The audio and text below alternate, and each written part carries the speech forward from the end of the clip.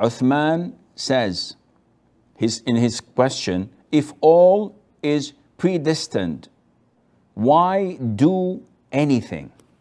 Very short question that requires a lecture.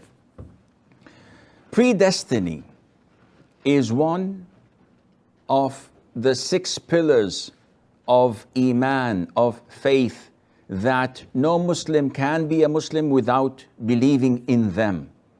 So the last 6th pillar of it all is to believe in predestiny, to believe in what Allah had ordained, whether it is good or other than that. Now, people are usually confused. So they ask, is everything written down of our future? Yes. My spouse? Yes. My children, my provision, whatever is going to happen to me until I die? The answer is yes. The Prophet told us, alayhi salatu wasalam, when Allah the Almighty created the pen, He ordered the pen to write.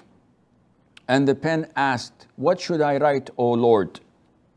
And Allah said, write the destiny of all of my creation till the day of judgment.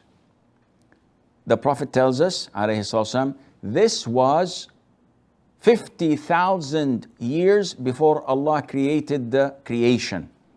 So this was before creating the universe as we know it.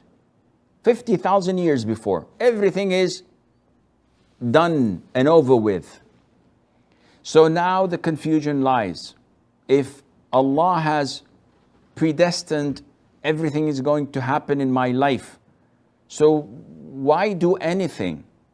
So do you mean to tell me if I hold a pen and I decide to let it go, it's written in my book, it's written in the preserved tablet in the Lawh al-Mahfuz? I said, yes.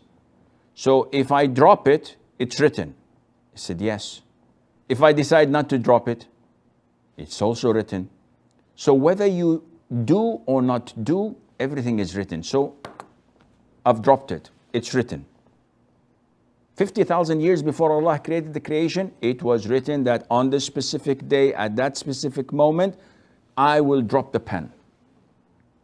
So Uthman is asking, then why should we do what we do? Well, usually people think of the consequence, of the result. And they say, okay, I'm sick.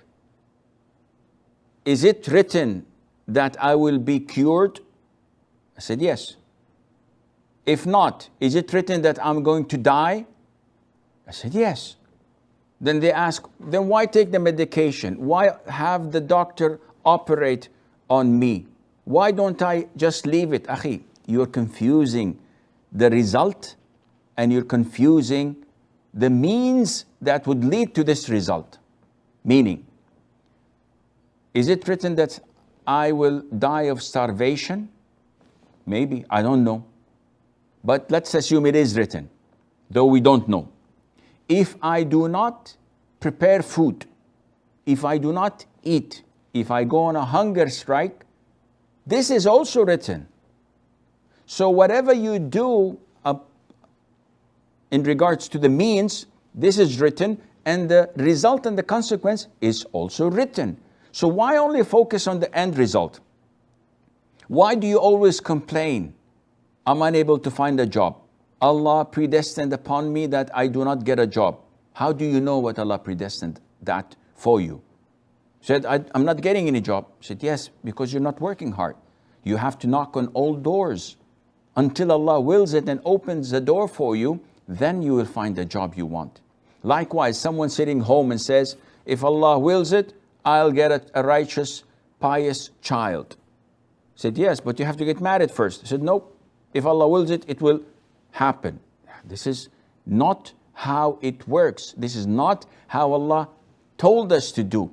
He told us to act, and then Allah Azza wa Jal wills what happens. Likewise, in dua, my child is sick.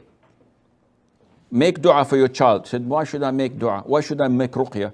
If Allah predestined it, he will be cured. Said, yes, but your dua is part of the process of getting your child cured. And Allah ordered you to make dua. And if you refuse to make dua, Allah is angry with you. Allah will be angered with you. And this shows the arrogance in you and refusing to humiliate yourself in front of Allah Azza wa Jal and show your need and poverty for Him. Besides, Allah Azza wa Jal is the owner, the sovereign owner of everything in this world. He demands that we show our submissiveness and our poverty to Him through asking Him, because we do not know what lies in the future for us. So we have to do our due diligence. We have to exert all effort possible to reach where we want to reach. And if it happens, alhamdulillah, happened with the grace of Allah. If it didn't, alhamdulillah, Allah willed something.